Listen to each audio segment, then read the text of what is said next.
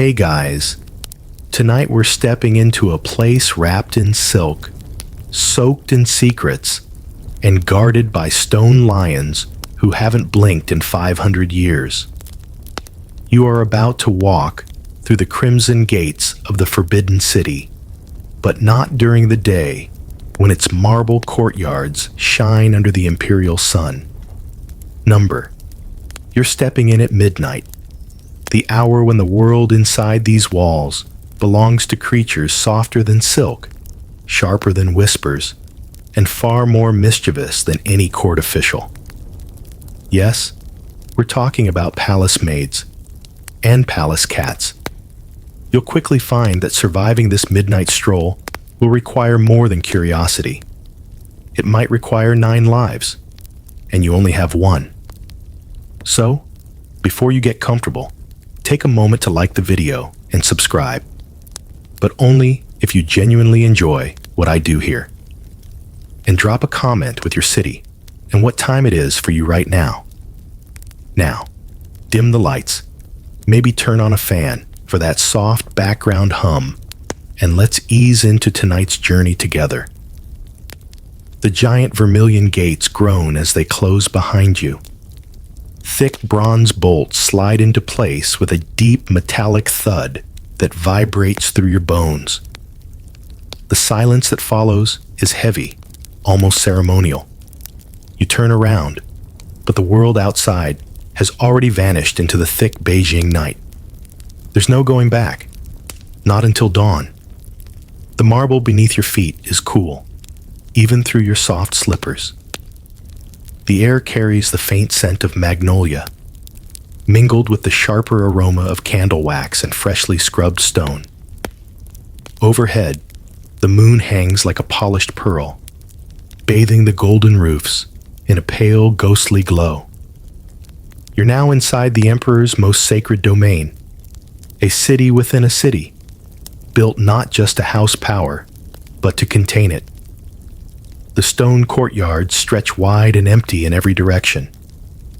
Red lacquered columns rise like endless rows of soldiers, their glossy surfaces reflecting fragments of moonlight. The deeper you walk, the more you feel the pulse of something hidden, like the slow heartbeat of the palace itself. A breeze picks up, rustling through the carefully trimmed cypress trees. The moon briefly hides behind a thin cloud, casting the world in soft gray. And for a heartbeat, you feel the eerie vastness of this place, a sprawling empire of stone and silk, where thousands live under one roof. Yet solitude presses in like a second skin. You turn a corner, entering another courtyard framed by circular moon gates. The air shifts again, carrying a hint of camellia oil used to polish the Emperor's lacquered furniture. Somewhere in the distance, a zither plucks out a melody, a lone musician practicing under the stars. And then, a peculiar sound breaks the calm, a sharp, almost human-like meow.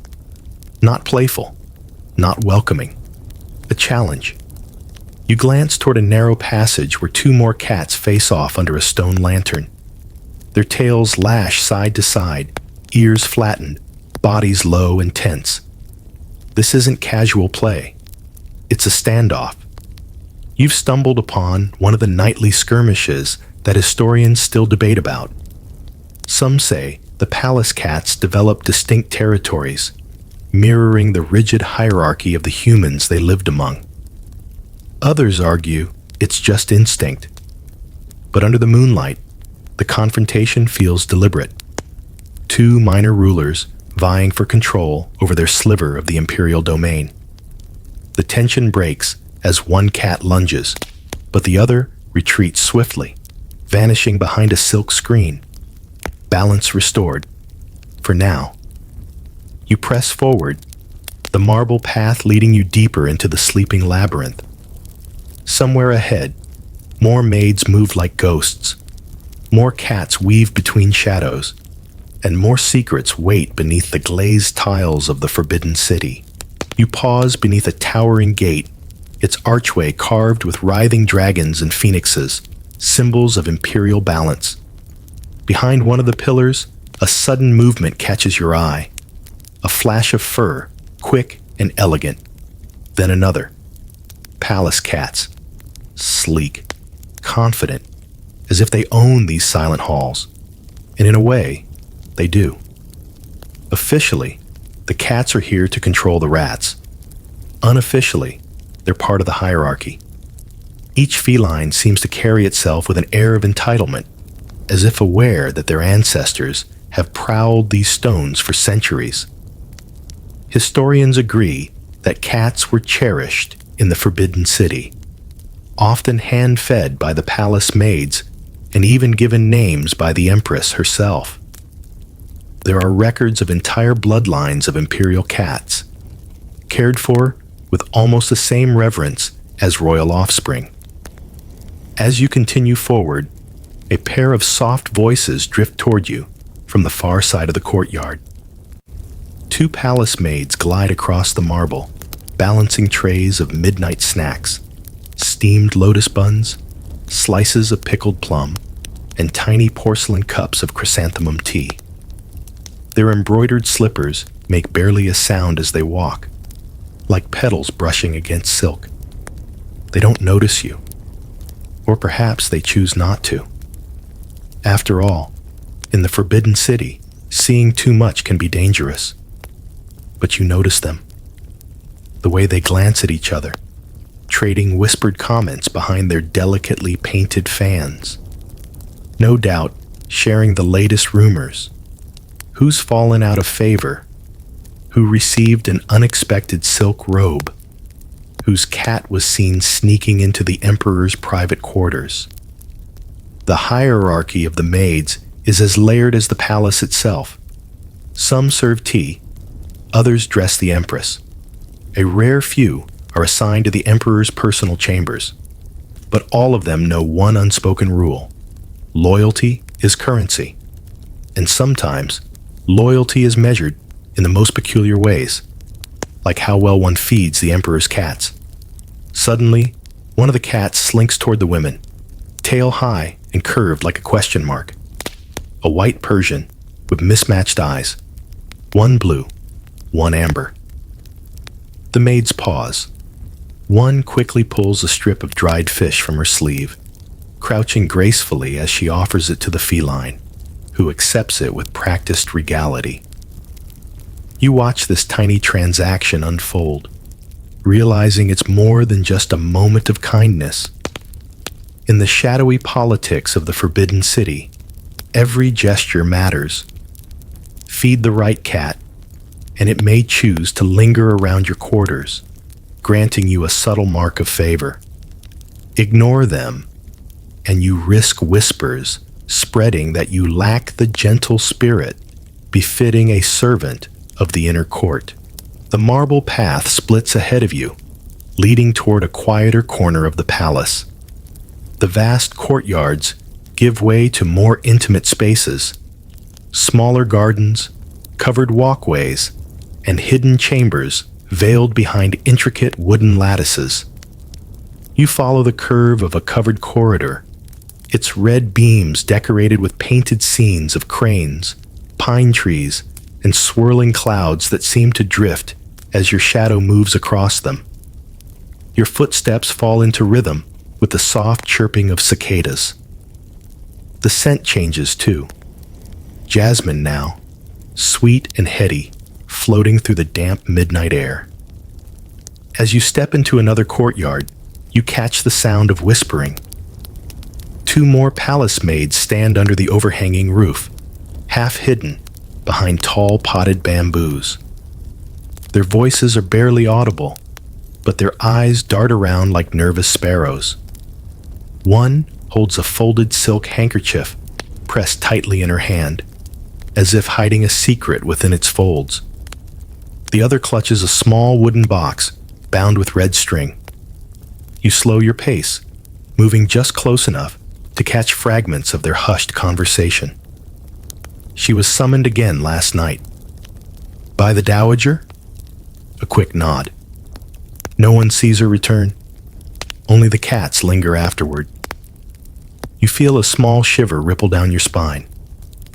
The Empress Dowager's reputation remains one of the most chilling aspects of palace folklore. While many stories are exaggerated, historians agree she wielded enormous influence behind the scenes, sometimes even overruling the emperor himself. Yet the mention of the cats always weaves its way into these tales, as if they're her silent messengers. The maids fall silent when they sense your presence, turning their heads ever so slightly. You pretend to admire the flowering lotus pond nearby, careful not to disturb the fragile balance of observation and pretense. One of the maids glances back nervously. Her hairpiece, a delicate phoenix carved from white jade, wobbles slightly as she quickens her step. The cat from earlier appears again, padding gracefully behind them, as if escorting the procession. Your attention shifts to a faint rustling coming from the shadows beyond the magnolias. You move closer, careful not to disturb the procession. Hidden behind one of the thick trunks, two younger maids kneel close together, their heads nearly touching. A small paper lantern rests between them, its flickering light revealing hurried hand movements as one carefully writes something onto a thin strip of silk. A secret message. "Make sure it reaches him by morning," whispers one. "I will. But if the night guards catch me..." "They won't. Follow the cat. Follow the cat." The phrase hangs in the air, strange and heavy. You've stumbled upon another unspoken rule of palace life. In the intricate maze of politics, cats sometimes became trusted carriers of clandestine notes, slipping through places where human messengers risked exposure. It sounds absurd at first, until you consider how often doors are left open for them, how often guards turn a blind eye to their silent wanderings. You quietly retreat, not wanting to become part of whatever web you've just witnessed. But the cat remains still, its gaze following your every step, like a silent promise that you've seen too much. As you continue through the passageways, you catch brief glimpses into rooms softly lit by flickering oil lamps. One chamber holds a delicate folding screen painted with cranes in flight. Another shows rows of silk robes in shades of jade, saffron, and imperial yellow, neatly arranged like trophies in a silent contest of favor. Suddenly, a high-pitched squeal breaks the quiet. A startled mouse skitters across your path. But before you can react, a dark streak blurs past your feet.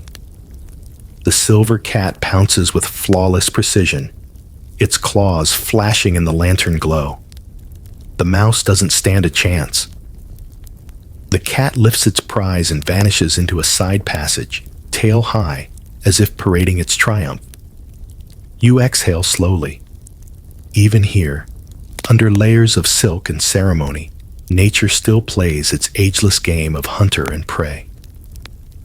Your journey through the whispering courtyards continues, the air thick with unsaid words and the soft padding of paws in the dark. Somewhere ahead, deeper secrets wait, and the cats, as always, will be watching. One of the cats slips out from under the bamboo. This one's fur gleams almost silver under the moonlight, its eyes narrow and calculating. Unlike the others, it doesn't approach the maids for food. Instead, it stares directly at you. The intensity of its gaze is unsettling, almost human. Historians still debate whether these cats were purely practical, or if some within the court saw them as omens, as living symbols of divine protection or divine judgment. Some scholars have found records suggesting the palace astrologers even included the behavior of the cats in their nightly readings, believing that sudden fights or disappearances among them could foreshadow political shifts. As you turn away from the intense feline stare, you enter a narrow courtyard with round moon gates at both ends. Here, the atmosphere feels softer. The pathway is lined with tall white magnolias, their heavy blooms gently swaying. Lanterns glow softly under the eaves, their light more amber than white, casting a warm, honey-like glow that seems to melt into the surrounding darkness. Ahead, another group of maids move in synchronized silence, carrying lacquered trays topped with midnight delicacies. Tiny bowls of almond tofu quiver slightly with each step. Thin slices of candied winter melons sparkle like gemstones under the lantern light. You notice how their route curves not toward the emperor's main hall, but toward one of the lesser-known pavilions. The Pavilion of Auspicious Shadows. You remember reading about it. A retreat used by high-ranking concubines who fell out of favor, or those who, according to legend, carried secrets too dangerous to keep among the general court. Some say it served as a private exile, a velvet cage behind gilded doors. The marble pathway narrows as you approach the western wing of the Forbidden City, where the moonlight thins and shadows grow longer. The architecture changes subtly. The pillars seem closer together. The eaves hang lower, and the corridors twist into tighter curves, like the coiling tail of a sleeping dragon. Here, the grandeur of the main courtyards gives way to something more intimate, but no less unsettling. You feel it before you see it. A presence. Dozens of eyes watching from the dim alleys between buildings, from under low tables and behind decorative screens. The cats of the Western Wing have gathered. Unlike the pampered Persians and silken tabbies you've already encountered, these felines are leaner, sharper. Their fur ranges from smoky gray to deep sable, and many wear the scars of countless nightly skirmishes. Tiny notches in their ears, scratches barely healed on their flanks. These are the untamed aristocracy of the palace, and this is their dominion. A soft growl rises from one corner. Two cats stare each other down, tails puffed like brushes, bodies tense. You freeze, instinctively holding your breath. The fight doesn't happen, yet. Instead, both retreat into opposite shadows, with the calculated grace of duelists saving their strength for another night. Historians have long argued about the cats of the Forbidden City. Officially, they were cherished protectors against vermin, a practical necessity in such an enormous compound filled with stored grains, silk, and priceless documents. But some records hint at more unusual theories. Certain court scholars believe that these cats mirrored the political currents of the inner court. The stronger cats flourished when their human patrons did. The weaker faded when their mistresses lost favor. A living, breathing barometer of imperial fortunes. As you venture deeper into their realm, one particularly large tomcat steps forward. His fur is the color of old bronze, his eyes an unblinking shade of green. Around his neck dangles a tiny bell, tied with a strip of faded silk. The sound is so faint, you barely hear it as he moves. Yet the message is clear. This one has been claimed, perhaps by one of the senior consorts, a personal protector, and perhaps even a symbol of her enduring influence. The tomcat walks directly toward you, pausing just inches from your slippers. His head tilts as if weighing your intentions. Then, without warning, he rubs his body against your ankle. A surprising gesture of acceptance. You allow yourself a small breath of relief. Not far behind, you hear the soft shuffling of slippered feet. Another group of maids approaches, their silk robes whispering against the stone. Unlike the others, these maids carry no trays or lanterns. Instead, one holds a shallow wooden box covered by a cloth embroidered with tiny white mice. An odd choice for embroidery, you think. They stop beneath a willow tree, and one gently removes the cloth. Inside the box, nestled in a bed of soft rice straw, are 3 tiny kittens, no more than a few days old, eyes still sealed shut. The bronze tomcat circles back, watching closely as the maids whisper among themselves. "I thought she wouldn't survive the birth," one murmurs. "The Empress will be pleased," says another, her voice trembling slightly. Her favorite line continues. The kittens squirm and let out tiny mewls. One maid carefully feeds them drops of goat's milk using a fine brush. You realize you're witnessing something rare. Within the politics of the Forbidden City, even the breeding of cats was sometimes entangled in the quiet wars of influence. The Empress herself was known to favor certain bloodlines of palace cats. Some were believed to bring luck, others to ward off ill omens. Of course, not everyone agreed on their significance. Historical records from skeptical eunuchs suggest that many of these so-called imperial bloodlines were little more than superstition, but no one dared question the preferences of the Empress directly. After all, even superstition holds power when wrapped in silk and sanctioned by a throne. The maids finish tending to the kittens and carefully cover them again. The bronze tomcat follows closely as they disappear into a nearby building reserved for high-ranking attendants. You continue walking under the pale glow of hanging lanterns shaped like lotus flowers. The silence here feels heavier, more private. The scent of sweet osmanthus drifts through the still air, blending with the faint aroma of camphor wood from the surrounding storage rooms. A sudden flurry of movement catches your eye near the base of a decorative rock garden. Several younger cats leap and pounce, batting at something invisible.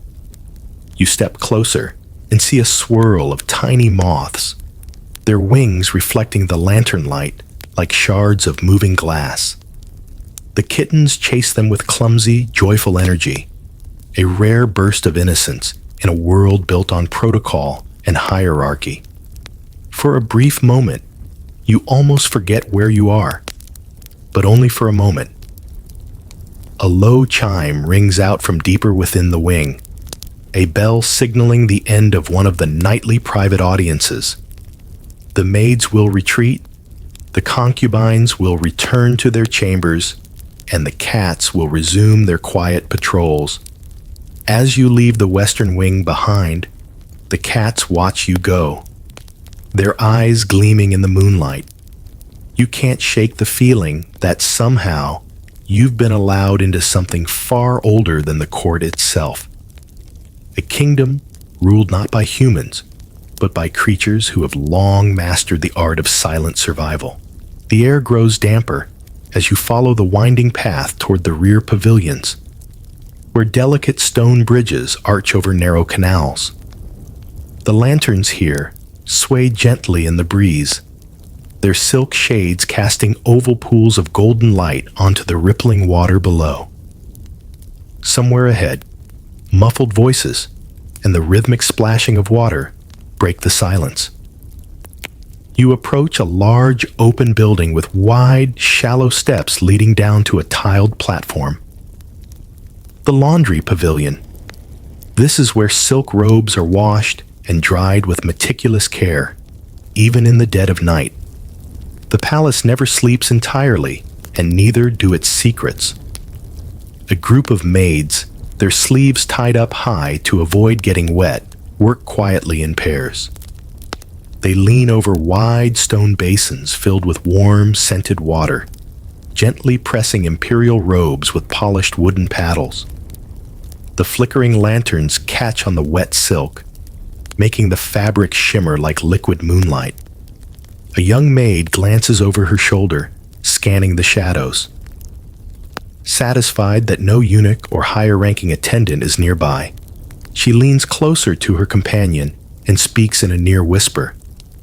"They found another dead peacock this morning." The second maid gasps softly. "Another? That's the third this week." It was missing its head. Only feathers left. You feel a chill despite the humid air. The palace peacocks, symbols of splendor and divine beauty, are fiercely protected. To harm one is unthinkable. Yet something, or someone, has been preying on them. The official reports blame foxes that slip through gaps in the outer walls, but the maids have other theories. "Do you think it's the black cat?" one whispers, barely audible. "The one with the broken ear?" The other answers. "They say she's cursed. Bad luck follows her." Superstition weaves itself into the fabric of palace life like a second layer of silk. The black cat with a nicked ear, whom some maids secretly call Shadow Sister, has become a figure of uneasy gossip. Some claim she once belonged to a concubine who fell from grace, and that her fate is tied to the cat's own misfortunes. Historians, of course, have found no records of any official belief in cursed animals within the Forbidden City. But in a place so obsessed with omens and balance, such stories flourish regardless. As you observe, the black cat herself appears. She moves silently along the narrow edge of the laundry platform, her paws perfectly placed between wet tiles. Her single glowing eye seems to catch you, hold you, and for a brief second, you wonder if she understands more than she should. A sharp clatter startles everyone. A lacquered comb has slipped from one of the maid's belts and lands noisily on the stone. Instantly, the atmosphere tightens. The women glance around, suddenly remembering how vulnerable they are out here at night. Any noise could attract the attention of a patrolling eunuch, or worse, a wandering court official known to pry into matters best left alone. One maid hurriedly scoops up the comb, tucking it away as though hiding evidence. The others return to scrubbing the silks with renewed nervous vigor. From across the courtyard, a rustling sound draws your attention. Between two willow trees, you spot a tall, thin eunuch standing under the shadow of the roof. His silhouette is unmistakable. The elongated hat, the stiff high collar, the slow, deliberate posture of someone who observes more than he speaks. His face remains hidden in the darkness, but you feel his gaze settle briefly on you. The eunuchs of the Forbidden City are an enigma, even to historians. Trusted with enormous power, they control much of the palace's inner workings, including the staff and access to private quarters. Yet they themselves are prisoners of the system, caught between serving power and being powerless. For a moment, you wonder whether the eunuch watches the maids or the cats. The black cat slinks past his feet as if testing his tolerance. He makes no move to stop her. You step back into the covered walkway, leaving the tense scene behind. The night grows cooler as you walk, the earlier humidity giving way to a faint breeze.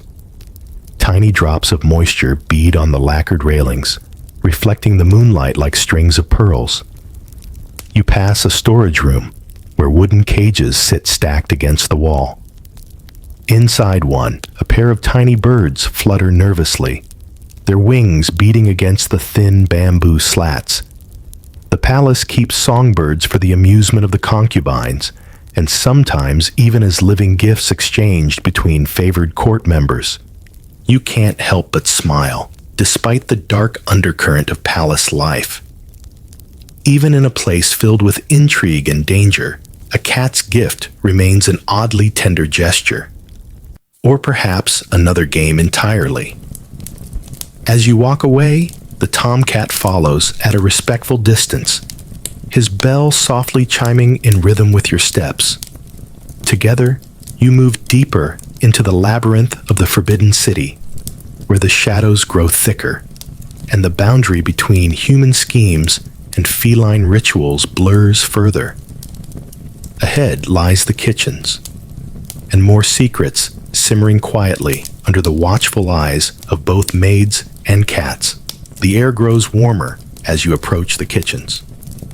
The scent hits you first, a rich, heady blend of steamed rice, simmering pork, fermented bean paste, and delicate hints of ginger and star anise. Lantern light spills softly across the polished stone floor, making the kitchen complex glow like a giant hearth at the heart of the Forbidden City. Though it's long past midnight, the kitchens are far from idle. Cooks move with careful purpose, preparing the pre-dawn meals for the emperor, the empress, and their vast court. Timing is everything. The food must be fresh, perfectly arranged, and delivered at just the right moment as the palace stirs awake. But not all eyes are on the pots and platters. You spot them immediately, the cats, dozens of them, lurking in quiet corners, beneath heavy wooden prep tables, along the warm stone hearths. Their presence here is neither accidental nor particularly welcome, though few dare to challenge them. The cats move with the casual entitlement of seasoned politicians, slipping between legs and shadows, waiting for opportunities. A portly orange tabby perches atop a basket of sticky rice buns, tail flicking lazily as a cook waves a half-hearted towel in its direction. The cat ignores the gesture entirely, confident in its untouchable status. After all, this is the Empress's kitchen, and the Empress adores her cats. In fact, historical records confirm that the imperial kitchens often maintained unofficial arrangements with the palace cats. On one hand, the cats kept the rodent population in check. On the other, certain cooks and servants quietly fed the more favored cats, hoping that their kindness might earn them favor with the maids, or with higher powers watching from behind silk screens. You observe as one maid sneaks a morsel of steamed fish into her sleeve. She glances around, then gently lowers it to a small gray kitten hiding under a counter.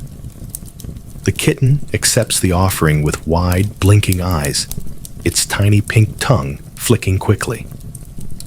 Her companion nudges her, whispering, "Be careful." The inspectors have been stricter since the last incident. "Don't worry," she answers, smiling faintly. "The cats see everything, but they don't gossip." You suppress a chuckle. She's not entirely wrong. You step deeper into the warm heart of the kitchen, where large copper woks hiss and bubble. The head cook, a tall woman with a heavy jade hairpin, moves like a conductor, orchestrating dozens of assistants with silent nods and pointed fingers. Steam rises in thick clouds, catching the lantern light and making the room feel like a dreamscape of floating gold. As you pass a row of steaming bamboo baskets, you notice a large black wok cooling near the rear of the room. Inside it, resting like royalty, lies a massive carp, perfectly cooked, garnished with pickled plum blossoms. The detail is exquisite. This fish isn't just a meal. It's a message. You remember reading about the symbolism of carp in imperial China. Strength, perseverance, even transformation. Presenting such a dish could be a subtle way for a cook or a maid to send a private message to a favored court member. Every plate in this kitchen tells a story. Yet even here, among the carefully plated symbolism, danger lurks. In one corner, a pair of eunuchs quietly inspect the food, their sharp eyes missing nothing. They move like crows, methodically opening baskets, sniffing sauces, counting pieces. Their presence reminds everyone that mistakes, or sabotage, carry consequences. "Don't look at them," one cook hisses to an apprentice, who quickly lowers his gaze. The cats, of course, remain entirely unimpressed by the eunuch's authority. A small group watches lazily from the rafters above, eyes gleaming in the steam-filled air. Then, from behind a wooden screen, a soft clinking sound draws your attention. You peek through a narrow gap and spot something curious. A secret feeding station, tiny porcelain bowls arranged neatly in a hidden alcove, each filled with different treats: steamed chicken, minced duck liver, even slivers of abalone. A single tall candle flickers beside the bowls, casting a warm light across the hidden feast. One of the maids you saw earlier approaches with careful steps, checking over her shoulder.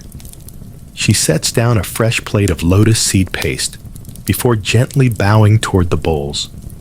Behind her, a pair of cats slip out of the shadows and approach the offering with practiced ease. This, you realize, is no casual kindness.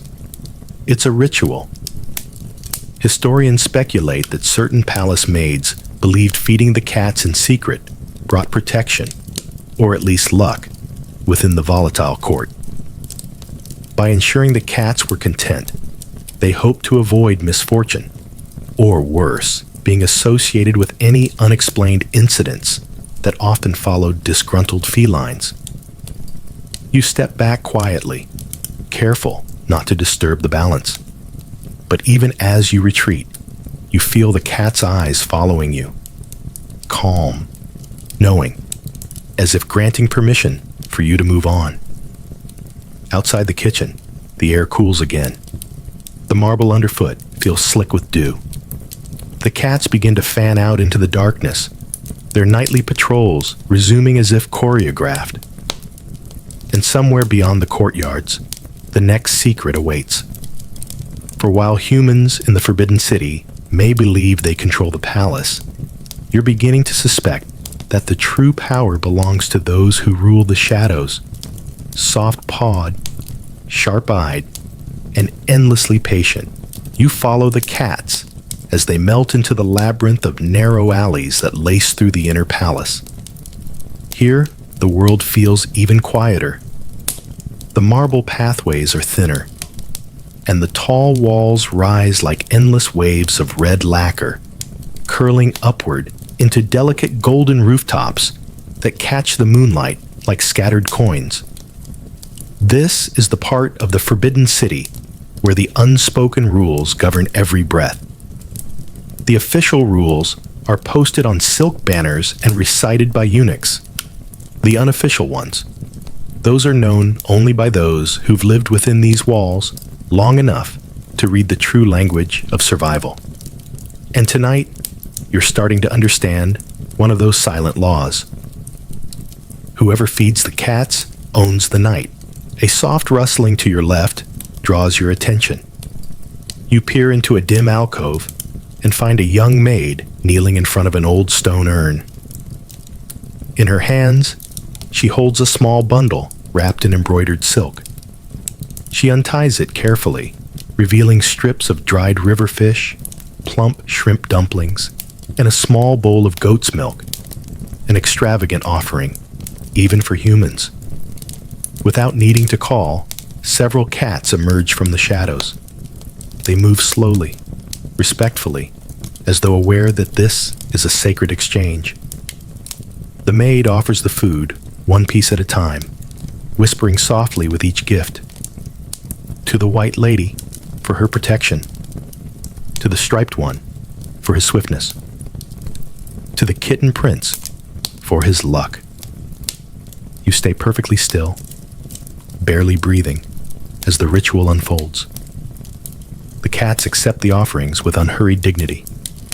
Their tails flick rhythmically as they eat, each one knowing precisely where they rank in this strange, silent hierarchy. It's easy to romanticize what you're seeing. After all, these are simply cats, aren't they? Yet deep within the archives, some historians have uncovered curious records, private journals, scribbled notes, suggesting that certain palace factions treated the cats almost like minor deities, believing their favor could subtly influence one's standing. One even wrote that the rise and fall of concubines could be predicted by which cats visited their quarters most often. Absurd? Perhaps. But in a world where a misplaced glance could cost you your future, people clung to whatever symbols of power they could find. A sudden gust of wind rattles a nearby wooden lattice, breaking your thoughts.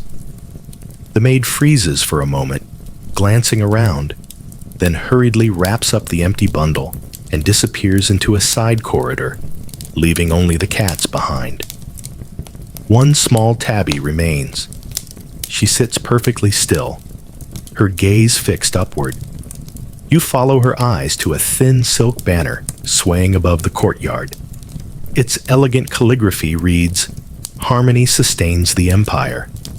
A beautiful lie. Harmony here is a performance, maintained by rituals both official and secret.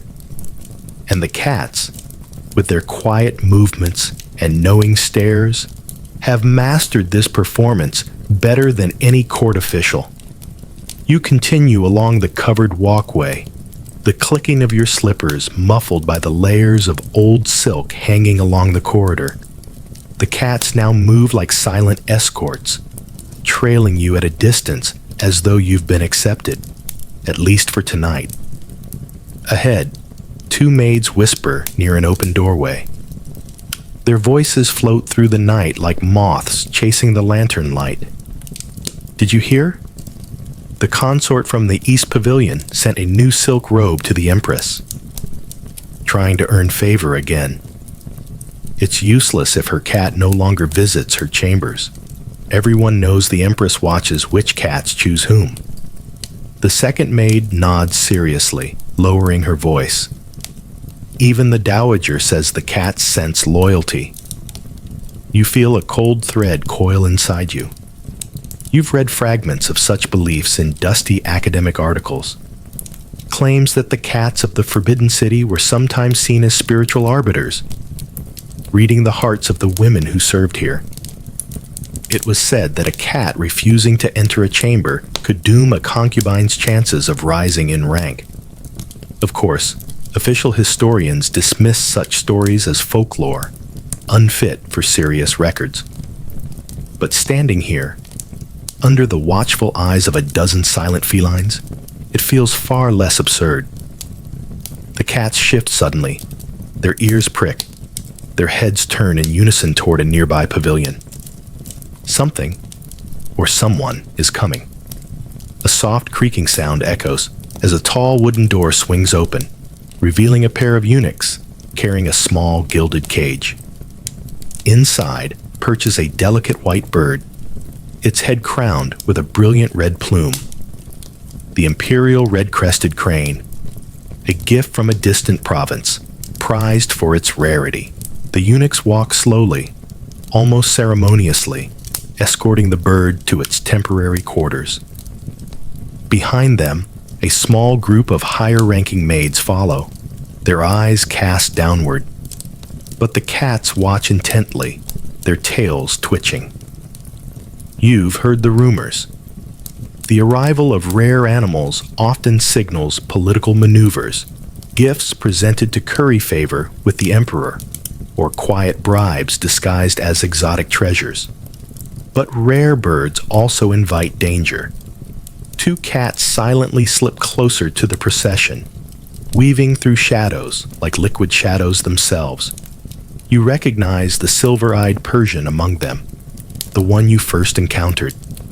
It stares at the crane with unsettling patience, its pupils narrowing to thin black slits. The maids quicken their steps, whispering urgently to one another. They'll need extra guards tonight. Or thicker cage bars. You exhale slowly, realizing how fragile the balance is here. Every creature in this palace carries political weight, even the animals. And while the humans may write the official history, the cats will always own the margins between the lines. As the crane is carried out of sight, the cats disperse once again, returning to their private patrols. You stand alone under the moonlit archway, listening to the wind rustling through the banners above. The forbidden city breathes around you, full of whispers, paw steps, and invisible negotiations. And as you take your next step forward, you know, in the forbidden city, loyalty isn't pledged with words. It's offered silently, with a bowl of fish, a brush of fur, and a gaze that sees far more than any emperor. You follow the curve of a narrow stone path that leads away from the main corridors, deeper into the emperor's private domain. The walls here are higher, the trees thicker, their long shadows folding over one another like layers of silk. The air smells different, sharper somehow, with faint hints of pine, camphor, and wet moss. You've arrived at the emperor's private garden. Few are permitted here. Fewer still dare to linger. But tonight, under the pale glow of the moon, the garden breathes softly, as if momentarily free from the weight of imperial protocol. You pause at the entrance, taking in the scene. Tiny artificial hills rise gently from the polished stone, sculpted to mimic the southern mountains. Smooth, hand-picked river rocks create winding streams where koi fish drift lazily beneath the water's surface. Lanterns hang from thin bamboo poles, their paper shades rippling like jellyfish as a soft breeze rolls through. And, of course, the cats are here too. They roam freely in the emperor's garden, their movements fluid and deliberate, weaving among the bonsai pines and tall lotus blooms. The silver Persian you've seen before sits regally atop one of the miniature hills, tail curled neatly around its paws like an ancient statue.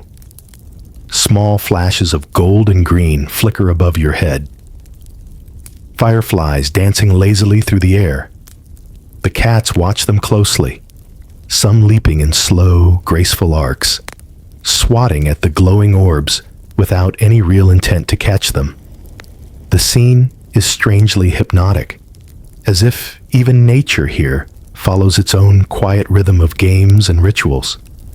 You move further into the garden, your steps muffled by the thick moss lining the pathways.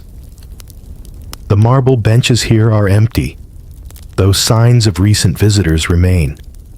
A silk fan left casually draped over one bench, a folded handkerchief embroidered with a small crane resting on another.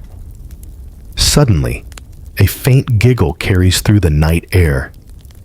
You freeze. Beyond a flowering wisteria, you spot two palace maids crouched close together, their heads nearly touching. Between them lies a tiny wooden box, unlocked, its lid half open. Inside are small strips of red silk, each one covered in hurried ink strokes. Love notes. "Be careful," whispers the first. "The eunuchs search more aggressively after last week." "No one saw me." The second replies confidently. "I followed the cats. They open doors others cannot." You feel your breath catch. You've heard of this before. An unspoken system where cats serve as informal couriers within the palace walls. They slip through narrow openings, climb unreachable ledges, and cross private thresholds without suspicion. In a world where human spies risk exposure, cats move unnoticed. Historians still debate how widespread this practice was. Some dismiss it entirely, calling it romanticized legend. Others point to recovered scraps of silk hidden behind panels and under floorboards as proof that secret correspondence often rode on paws rather than trusted hands. The two maids quickly fold the silk strips and tuck them into a hidden pocket sewn into the hem of one robe. They stand, glancing around cautiously, but neither notices you. Their attention is drawn to a pair of cats now circling their feet, one black with a single white ear tip, the other pure ginger with bright amber eyes. The maids exchange a look. "The white tip is watching over us," one says softly. "Then tonight will go well." You watch as the two young women disappear down a winding path toward the outer pavilions, the ginger cat following them at a relaxed distance, as if accepting its unofficial assignment. The black cat pauses briefly, its golden eyes locking onto yours through the wisteria vines. It holds your gaze longer than any animal should. You feel again that strange sensation. These creatures understand far more than anyone admits. A rustling in the branches above startles you. Looking up, you spot a tiny owl, no larger than your hand, perched silently among the leaves. Its round eyes flash in the lantern light before it takes off, wings slicing through the air with barely a whisper. The cats below tilt their heads in unison, tracking its flight with curious fascination. The quiet resumes. You move toward a large, round stone set at the garden center. Known as the moon platform, it's where the emperor sometimes meditates beneath the stars. A place of reflection, or perhaps quiet strategy. Even emperors need escape from the relentless web of palace intrigue. Around the platform, the cats gather again. Some sit in perfect circles. Others lounge lazily on their sides, paws twitching in light dreams. It feels almost ceremonial, as if you've stumbled into a congregation awaiting an unspoken cue. The stories you've read return to you. How some believe that cats could carry the weight of prayers or secrets when whispered under moonlight. That to release one's worries into the ears of a patient feline was safer than trusting another person. You're tempted to try it. Instead, you sit for a moment on the cool stone, letting the silence wrap around you like silk. The night air smells faintly of plum blossoms now. The soft rustling of bamboo leaves above blends with the rhythmic chirps of distant crickets. The cats breathe in a synchronized tempo, and for the briefest moment, the entire garden feels like a single, slow-beating heart. You stand again, reluctant to leave this pocket of strange serenity. The cats watch, but make no move to follow this time. As you step away from the moon platform, the path curls sharply, leading toward a forbidden corridor, a place the maids only whisper about. The corridor of broken mirrors. And somewhere beyond its sealed doors, you sense even stranger truths waiting in the moonlit shadows. The pathway narrows, the polished marble giving way to rougher stone. The air feels colder here, touched by an uneasy stillness. You pause beneath a carved wooden archway, where faded symbols of longevity and harmony barely glow under the dim lanterns. Ahead looms the corridor of broken mirrors. No official record explains its purpose. Some say it was once a private gallery for the emperor's mother. Others whisper that it held old magical beliefs, that mirrors could trap spirits or reveal hidden truths unfit for mortal eyes. Tonight, it feels like neither. Tonight, it feels like the forgotten spine of the Forbidden City. The entrance is sealed by two towering red doors, their lacquer chipped with age. But even from this distance, you can see where slivers of shattered mirror remain embedded in the surrounding walls, sharp teeth glinting faintly in the moonlight. You've heard the maids gossip about this corridor, always lowering their voices when mentioning it. They say the cats gather here before a fall from favor. Some believe broken reflections mean broken loyalties, or broken futures. As if on cue, a soft scraping sound breaks the silence. You peer into the shadows and spot them. The cats. They emerge one by one, slipping through narrow cracks and hidden gaps beneath the building's frame. Some perch along the ledges. Others sit directly beneath the broken mirrors, their glowing eyes catching the fragments of moonlight. It's haunting. Dozens of reflected cat eyes flicker back at you from every shattered surface. The effect is hypnotic, as if you've stepped into some strange celestial observatory where the stars have become fur and eyes. One cat stands apart. It's the shadow sister, the black cat with the notched ear. She moves without sound, her reflection splintered into dozens of jagged shards as she crosses beneath the broken mirrors. She pauses, lifting her head towards you as if daring you to approach. You hesitate. Historians argue fiercely about this place. Some dismiss these stories as palace superstition run wild, old wives' tales wrapped in silk and fear. Yet others have uncovered old petitions written by eunuchs, quietly requesting to avoid night patrols near the corridor. Several deaths, officially recorded as accidents, occurred nearby. Slips, falls, disappearances, always at night, always near the mirrors. You step closer, your reflection multiplying in every direction, each version of you twisted slightly by the angles of the broken glass. The cats do not move. They simply watch, as if you're now part of their strange council. A whisper floats down the corridor, soft and female. You can't make out the words. The air grows colder still.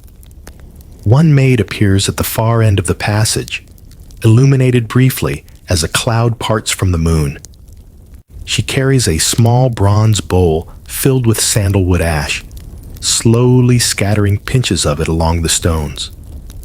Her head remains bowed, her pace measured and deliberate. You realize she's performing a ritual. These mirrors trap unfinished thoughts, she murmurs softly, though you're not sure if she speaks to herself or to the cats. The black cat trails closely behind her, almost like a priest's silent shadow. The belief that mirrors could hold fragments of unresolved desires or betrayals wasn't uncommon in parts of imperial China. Some thought a broken mirror scattered not just reflections, but fortunes, dividing luck into sharp, dangerous shards. Here, in the emperor's most sacred domain, every superstition took root like creeping vines. You glance down at the marble beneath your feet.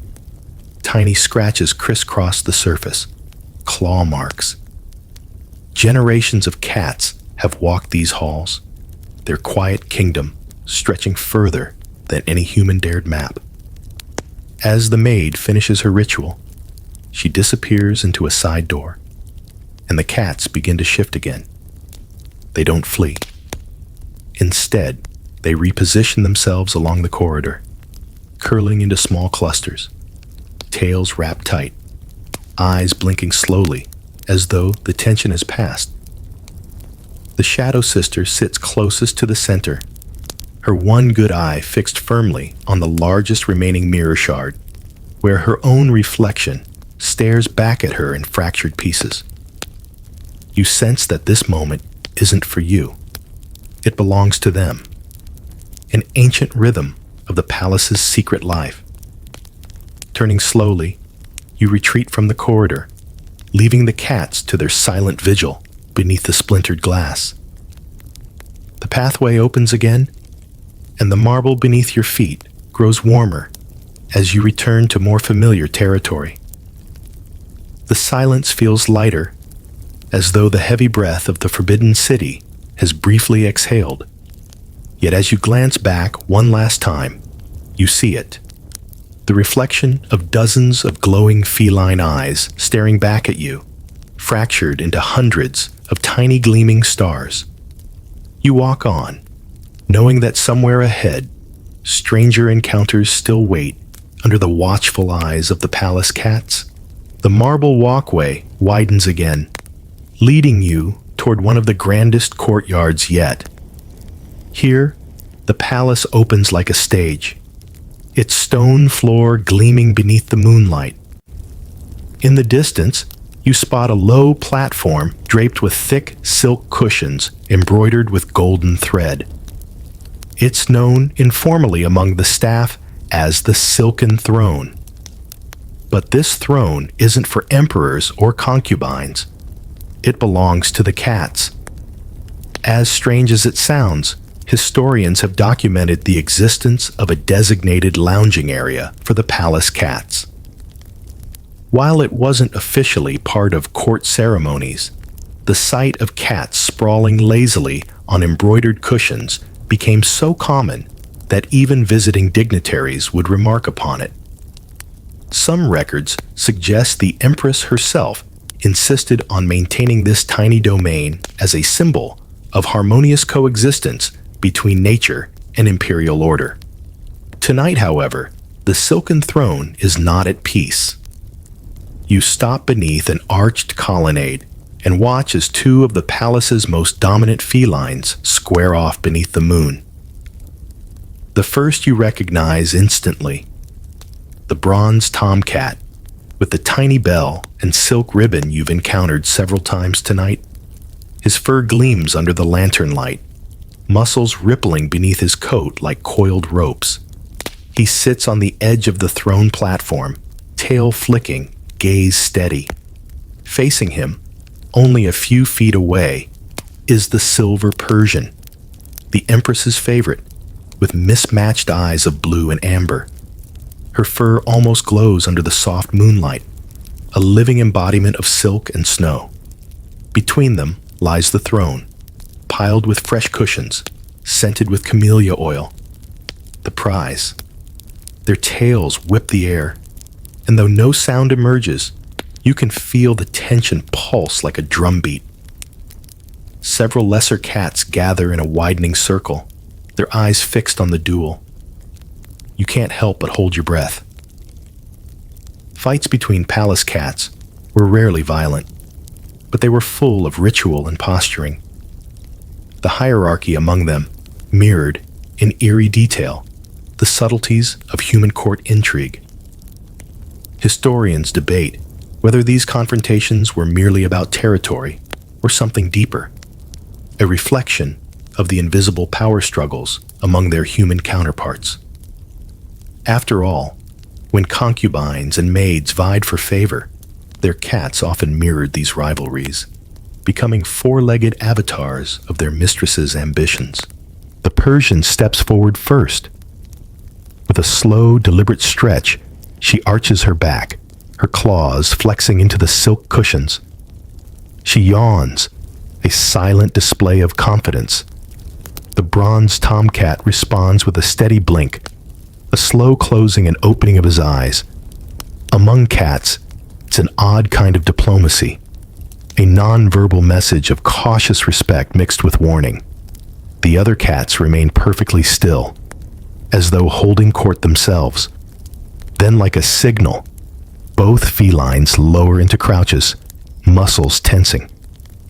The Persian strikes first, a swift, almost elegant swipe of her paw that barely misses the tomcat's ear. He responds with a lunge that forces her back a step, but stops short of full contact. Their movements are fast but graceful, more performance than battle. You feel your pulse quicken, and then, just as quickly, the Persian pivots and leaps onto the highest cushion of the silken throne. She curls her tail around herself and gazes down at the tomcat with unsettling calm. The message is clear. She holds the throne tonight. The bronze tomcat does not press further. Instead, with dignified retreat, he circles the platform once and takes a seat slightly below, his bell chiming softly with each step. It is not surrender, merely an acknowledgement of temporary victory. The gathered spectators, both feline and human, slowly relax. The duel is over. The hierarchy remains intact, at least for now. You feel a strange admiration swell inside you. The balance between aggression and restraint, between ambition and harmony. These cats embody the very essence of survival within the Forbidden City. No outright violence, just quiet contests of will, where pride and patience determine victory. As you continue to observe, one of the maids steps forward from the shadows. She carries a small tray of fresh fish slices and places it carefully on a side platform. Both the Persian and the tomcat glance briefly at the offering but make no immediate move.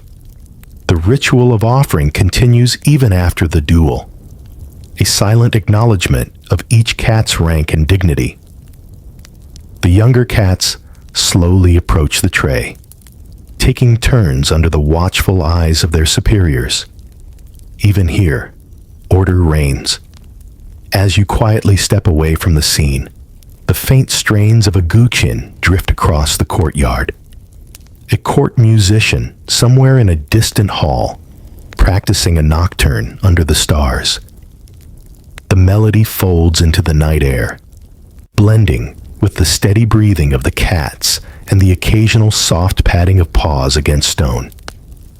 You're starting to understand that in the Forbidden City, every movement, every glance, every unspoken rule weaves into a greater tapestry of survival, a game that humans and animals alike have mastered across centuries.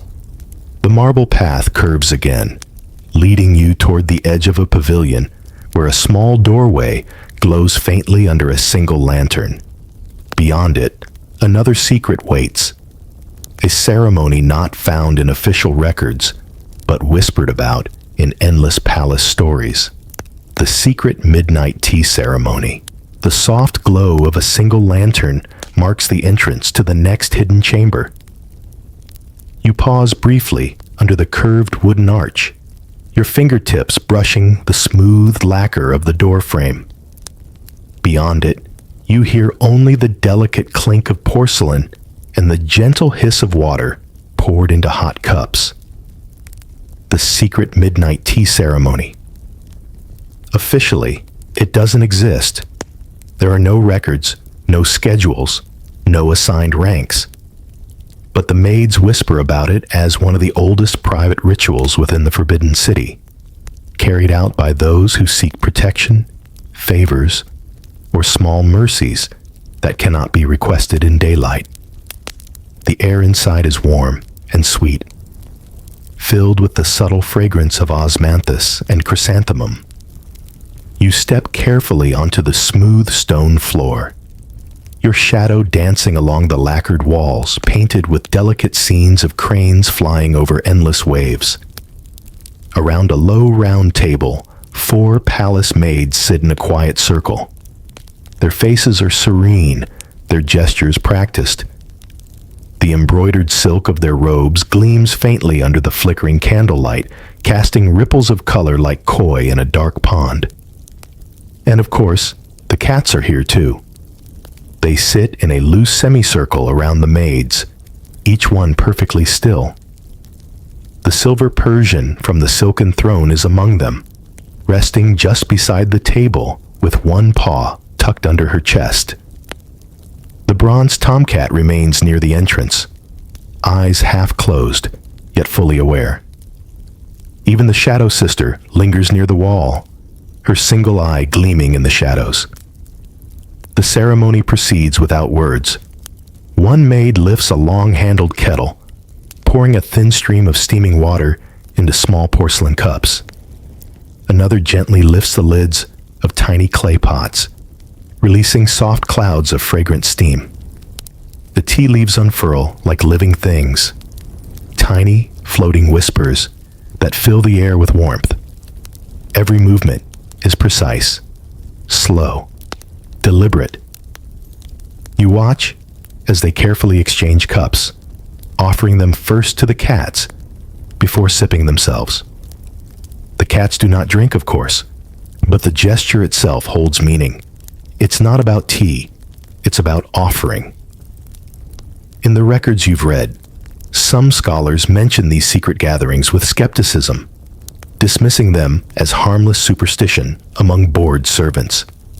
Yet others hint at deeper intentions, a network of alliances, quiet prayers for protection, and the building of silent debts among the women of the court. Tonight, you see it unfold with your own eyes.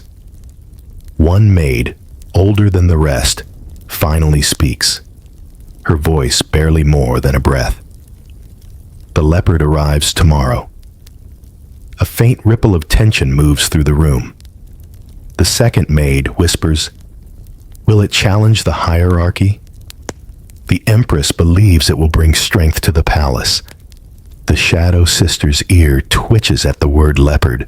You feel your breath catch.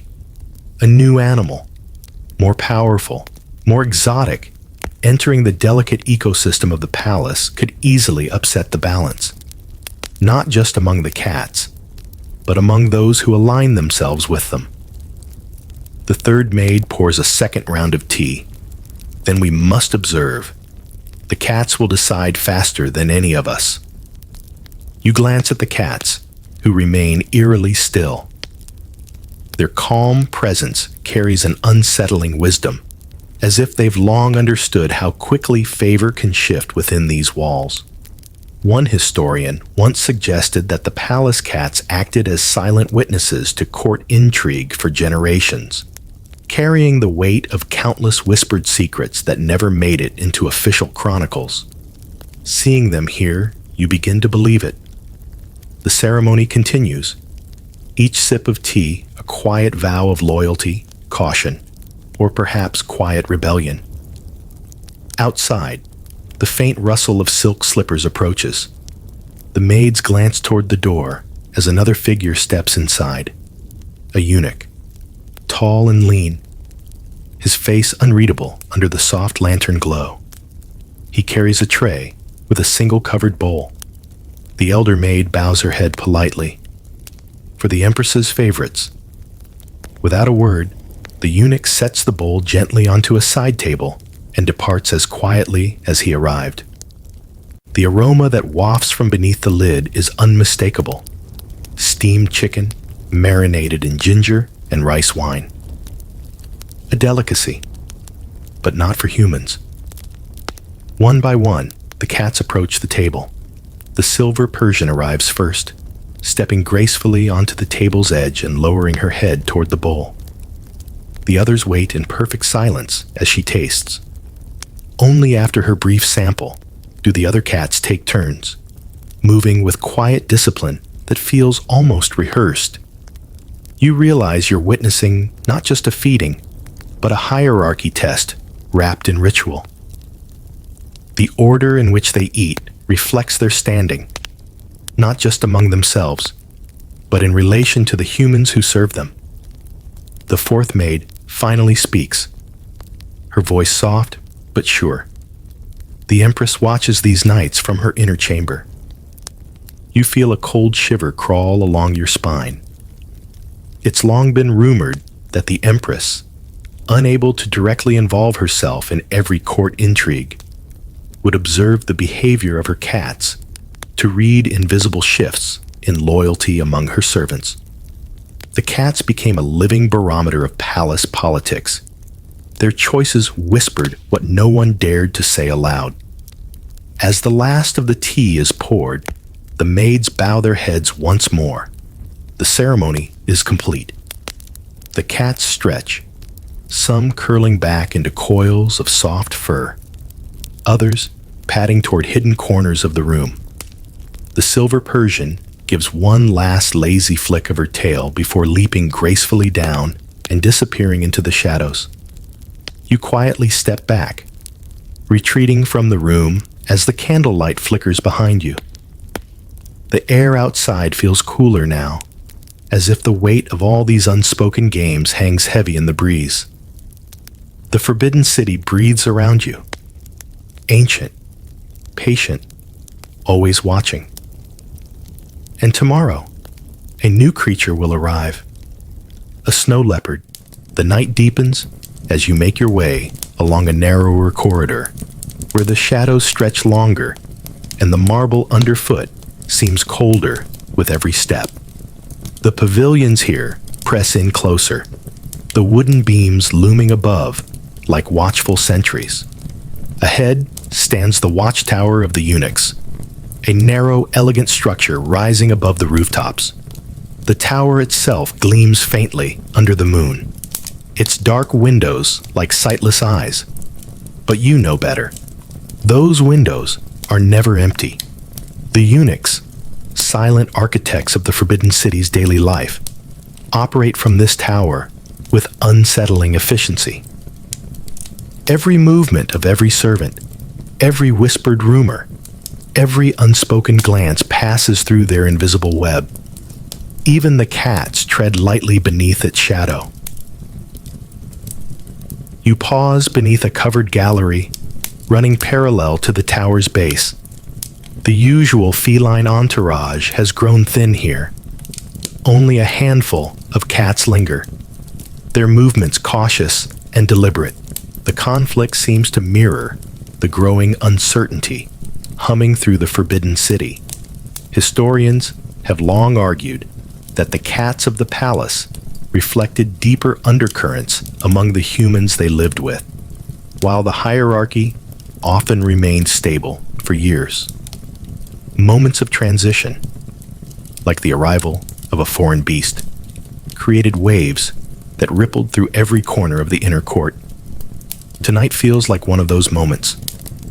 A sudden breeze rattles a nearby silk screen. Breaking the tension, both cats freeze.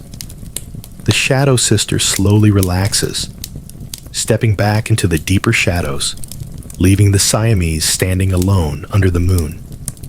As you observe, you hear another soft set of approaching footsteps. Two eunuchs emerge from a hidden side door, carrying between them a large, ornate cage draped in crimson silk. Its size alone makes your stomach tighten. The holding quarters are prepared, one eunuch whispers. The Empress wishes for a private viewing before dawn. They disappear into the shadows, the heavy silk muffling any sounds from within the cage. You realize with a shiver that the snow leopard has already arrived, hidden within the labyrinth well before anyone else was allowed to know. The bronze tomcat shifts beside you, as though sensing your unease. His eyes remain locked on the path where the eunuchs vanished. The night grows heavier. You move quietly away from the tower, following the winding corridors back toward the more familiar pathways.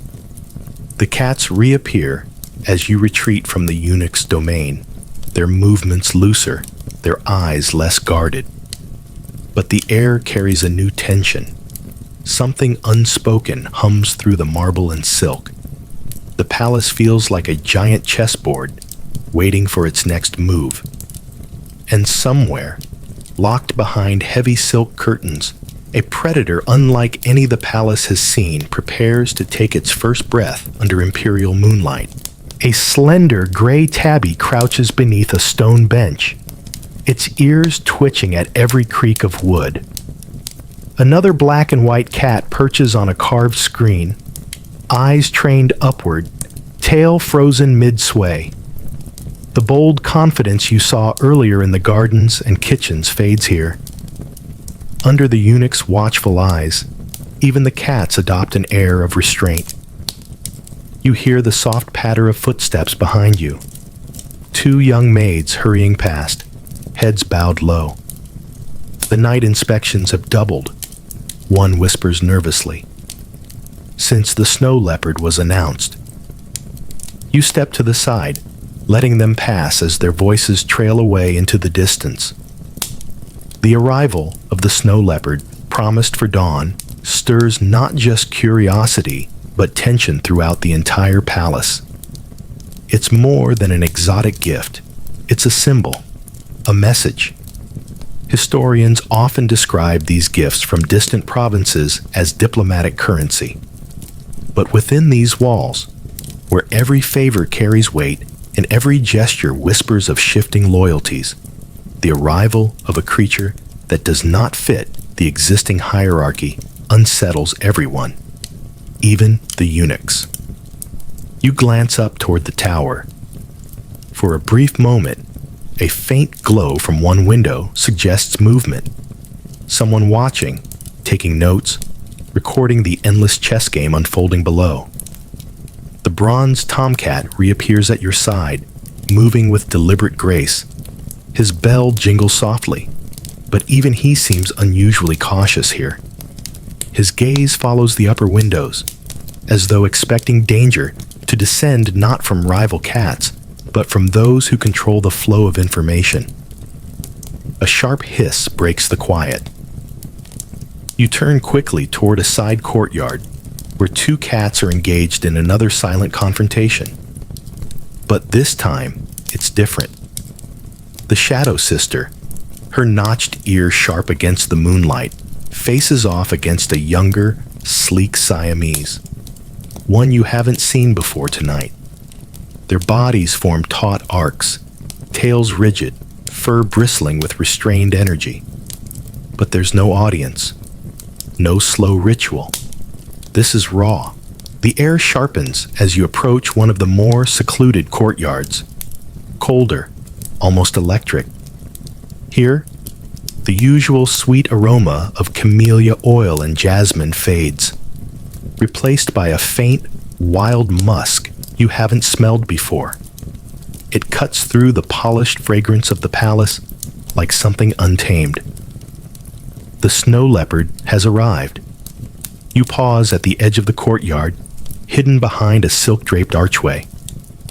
Ahead, a temporary enclosure has been set up. A large circular pen, constructed from carved wooden panels, laced with iron at the base. Lanterns hang at its corners, casting a warm glow on the scene. Within the enclosure, the snow leopard sits in unsettling silence. It is smaller than you imagined, still a juvenile, but already powerful. Its pale fur shimmers like freshly fallen snow under the lantern light, the pattern of smoky gray rosettes blending seamlessly into its thick coat. Its long tail rests heavy on the ground, like a velvet rope coiled beside it. The creature's massive paws flex idly, claws sheathed but ready. You can't hear it breathe. You can only feel its presence. Steady, poised, entirely unlike the fluid grace of the palace cats you've watched all night. This animal radiates something more ancient, more dangerous. Two senior eunuchs stand nearby, whispering in tight, measured voices. The Empress believes it will please the Emperor and unsettle the concubines. Perhaps unsettle more than just them. Their eyes flick briefly toward the shadows where several maids linger. The maids do not speak. They observe the leopard with the same mixture of awe and dread that you feel rising inside your own chest. The cats have noticed too. From every corner of the courtyard, they gather, silently, carefully, dozens of them. The bronze tomcat sits beneath a low bonsai pine, his bell oddly quiet tonight. The silver Persian rests upon a raised stone platform, her mismatched eyes locked on the newcomer. Even the Shadow Sister slinks along the edges, her movements slow, watchful. For a moment, nothing moves. Then one young ginger cat dares to step closer. It crouches, tail flicking, inching toward the enclosure. The snow leopard lifts its head, eyes narrowing into two perfect discs of molten gold. Without sound, its lip curls slightly, revealing a glimpse of teeth that are far too large for any polite palace resident. The ginger cat freezes, but it's the Shadow Sister who finally shifts. She steps slightly forward, her black fur nearly blending into the deepest shadows, her notched ear catching the faintest glint of lantern light. The snow leopard pauses directly opposite her. Two creatures, of entirely different worlds, now share the same moonlight. The leopard's eyes narrow again, not aggressive, calculating. The shadow sister sits, wrapping her tail tightly around her paws. Her single eye remains fixed on the predator, unblinking. Neither moves for a long, suspended breath. Then the snow leopard lowers its head by the slightest margin, almost imperceptible, as if acknowledging her presence. The shadow sister holds her gaze another moment, then turns and disappears into the darkness with deliberate slowness. The other cats slowly disperse, following her lead. You feel the air release its tension. The eunuchs exchange glances. The high-ranking maid lowers her head in silent approval. A small smile creeps onto her lips as she murmurs, "The Empress will be pleased." You step back, heart pounding softly, knowing you've just witnessed something that few would fully understand. In a court where words are dangerous and silence carries weight, even the smallest exchange between animals holds immense meaning. The snow leopard curls back into itself, tail wrapping protectively around its massive paws, as though nothing has happened at all. And somewhere beyond the palace walls, the sky begins to pale, hinting at the approach of dawn. The palace cats have ruled these grounds for generations, but this is not one of them. Historians have written about exotic gifts sent to the Forbidden City. Rare birds, ivory carvings, precious stones. But predators like this were rare, usually displayed as symbols of conquest or distant alliances.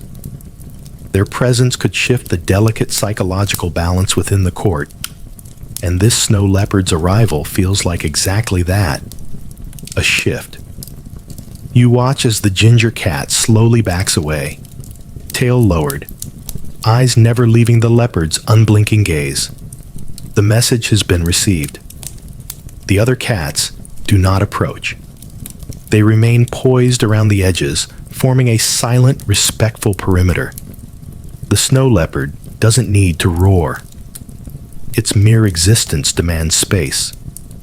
One of the eunuchs steps forward, bowing slightly as he speaks to an approaching figure, a maid draped in silver silk, clearly of higher rank. The Empress requests it be named before dawn. The maid nods softly. She will choose once it has demonstrated itself. Demonstrated itself. The phrase echoes in your mind like a whispered threat. In the Forbidden City, even animals perform. Their behavior becomes metaphor. Every action, a subtle reflection of palace dynamics. If the snow leopard adapts peacefully, it symbolizes strength with grace. If it causes unrest, it becomes a warning. And everyone here understands how quickly symbols are weaponized. The lantern light trembles slightly in the wind. The snow leopard rises onto all fours. Its movement is astonishing. Weightless, fluid, yet dense with restrained power. It paces the perimeter of its enclosure, slow and steady, eyes scanning its feline audience like an emperor addressing a court. The palace cats follow its movement with unwavering precision. The first whispers of morning ride the wind as you make your way eastward, deeper into one of the oldest corners of the Forbidden City. The air carries a coolness now, touched with the faint aroma of distant cooking fires being rekindled. But this part of the palace remains eerily still. You've arrived at the East Wing. The lanterns burn lower here, their flames flickering weakly against the weight of dawn. Long rows of carved screens form private courtyards wrapped in layers of shadow, places where few dare to linger at night, except for one, the cat lady of the East Wing. The maids speak of her in murmurs. Some say she was once a high-ranking concubine, long ago fallen from grace. Others insist she never held rank at all, but simply appeared one year and quietly slipped into the palace's labyrinthine life. No one remembers exactly when she arrived, and no one can explain why she was allowed to remain. But everyone agrees on one thing. She speaks to the cats. You spot her now, seated cross-legged beneath an ancient ginkgo tree. She wears simple robes of pale gray silk, her silver hair coiled loosely at the nape of her neck. The cats gather around her like petals around a lotus, silent, watchful, waiting. Even the shadow sister is here, perched on a low stone bench, her single eye fixed on the woman with something that almost resembles reverence. You stay hidden behind a carved screen, barely daring to breathe. The cat lady's hands move gently through the air, graceful as a court dancer, her fingers tracing soft circles that the cats follow with curious eyes. She murmurs softly, a language not made of words, but of tones and breath, like distant wind through bamboo leaves. The cats answer. They shift, they stretch, they blink in slow rhythm, their tails swaying in quiet dialogue with her invisible music. It feels less like training and more like communion, a private, ancient ritual you've stumbled into. Historians rarely mention her. Only fragments survive. Faded sketches in private journals, cryptic footnotes in court records. She appears like a phantom woven into the palace's living myth. A woman who understood that within these walls, silence was more powerful than petition. One of the younger maids once whispered that the Empress herself tolerated the cat lady's presence, believing her bond with the palace cats provided a strange kind of balance, a quiet guardian for the unseen currents of power swirling through the forbidden city. As you watch, a small striped kitten tumbles clumsily at the woman's feet. She smiles gently, cupping the creature in her thin hands. The kitten purrs softly, settling into the curve of her palm like a silk pouch. "The palace changes," she whispers, though you're not certain whether she speaks to the kitten, the cats, or perhaps even to you. The snow leopard brings a new wind. The cats remain still, as if absorbing her words. She tilts her head slightly, her voice lowering. But the balance remains, so long as we do. Her eyes shift toward your hiding place, and for a moment, you feel her gaze land directly upon you. Yet she makes no move to expose you. Instead, her lips curl into the faintest, knowing smile, as if your presence was expected all along. Behind her, several older cats close their eyes, sinking into light sleep. The atmosphere becomes thick with that peculiar peace you've begun to recognize throughout your night's journey. Delicate, fragile, yet somehow absolute. Then from the edge of the courtyard, movement breaks the spell. The silver Persian arrives, gliding forward with the weight of royalty. Behind her, the bronze tomcat follows, his bell chiming softly. They approach the cat lady and sit before her, eyes lifted as though awaiting her silent counsel. The woman extends both hands, brushing her fingers lightly over their fur. You've seen it. You've accepted it. Good. Her voice fades into the rustling leaves as she closes her eyes, hands resting gently in her lap. The cats slowly return to their previous positions, curling around her like guardians in a silent shrine. You step back, heart beating slowly, almost drowsily, under the hypnotic rhythm of the scene. The cat lady remains motionless, wrapped in the soft hum of purring bodies and rustling leaves, as though time itself forgets to move forward within this circle. Yet you know the palace outside these quiet walls has already begun to stir. The clinking of distant bells signals the arrival of dawn's first ceremonies. The cooks light fires, the eunuchs unseal doors, and the maids prepare silk robes for inspection.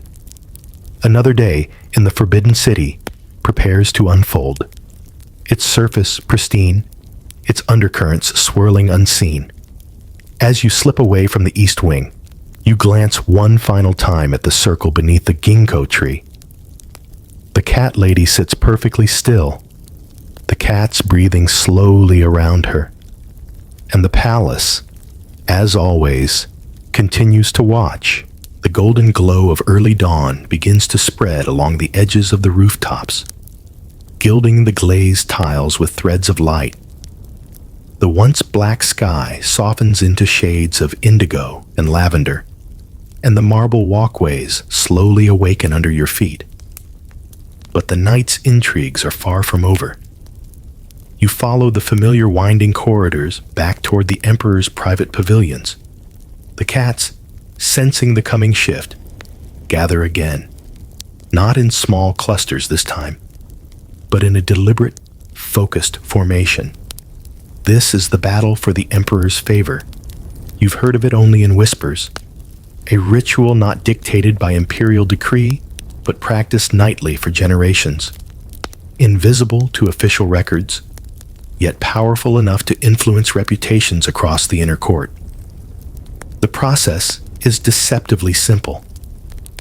As dawn approaches, the palace cats naturally gravitate toward the Emperor's private quarters.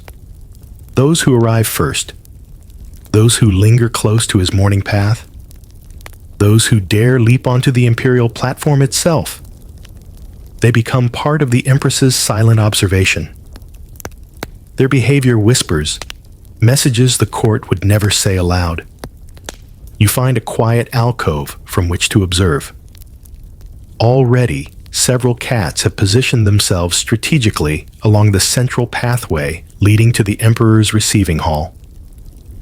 The silver Persian arrives first, of course. She takes her place directly atop the broad stone steps leading up to the vermilion doors. Her mismatched eyes gleam in the softening light, her fur radiant as though touched by celestial hands. She sits with perfect posture, radiating calm entitlement. Next comes the bronze tomcat, tail flicking lightly as he circles beneath the steps. He does not challenge her position, but remains visibly present, close enough to be seen, far enough to respect her station. His bell jingles softly with each measured step.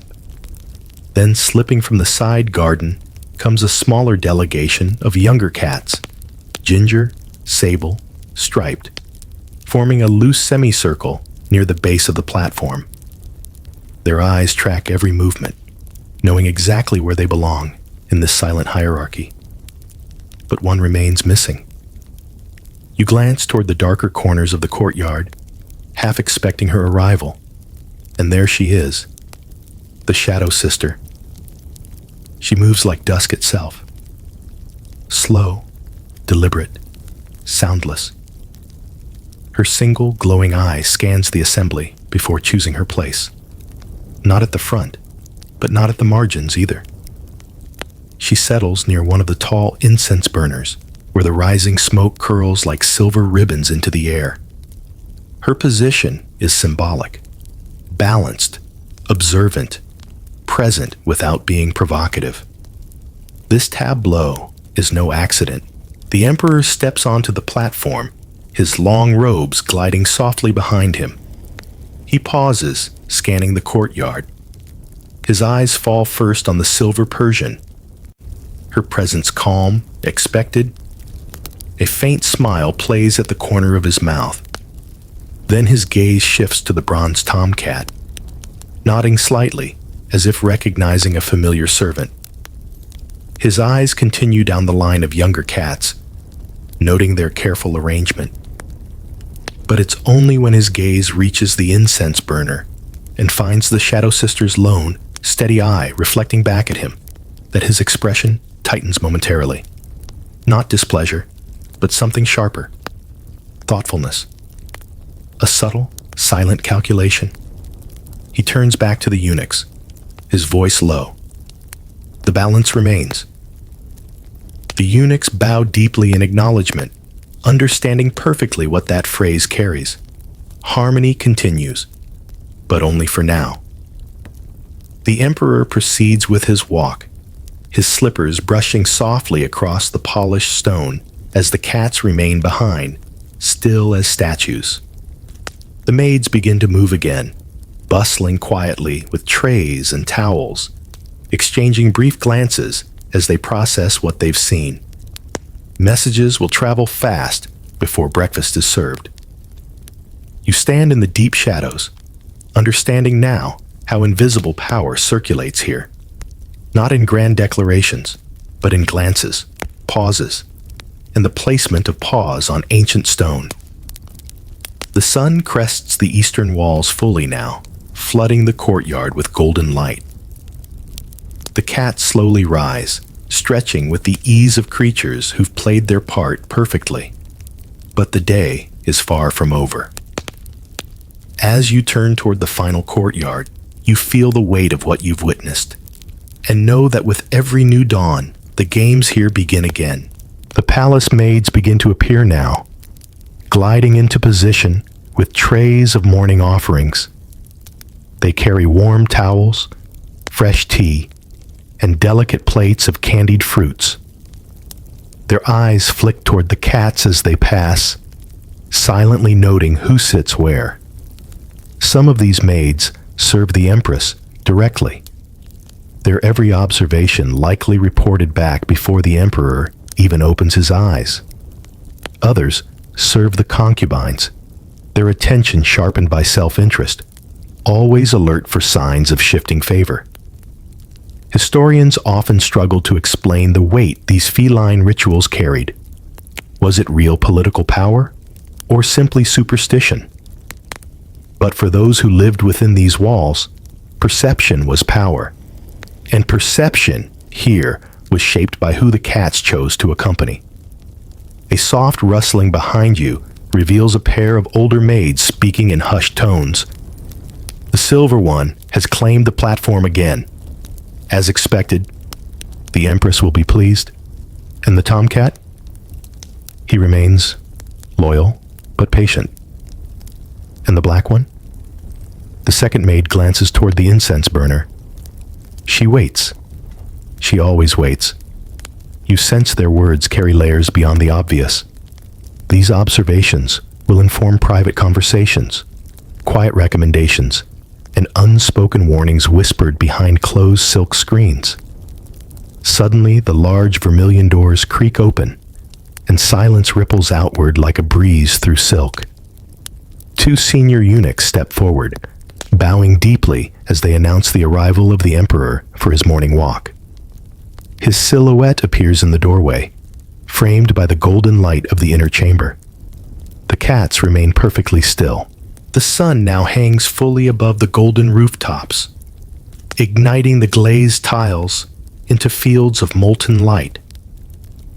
The forbidden city shimmers in the morning air, its long shadows retreating into delicate folds of silk and stone. But you know this final courtyard holds the quiet aftermath of the night's invisible games. You arrive at one of the smaller, more secluded gardens just beyond the emperor's morning route. Here, the cats gather for their last ritual before retreating from daylight. They move slower now, their nocturnal duties complete. The tension of territory, hierarchy, and silent observation fades into something softer, almost communal.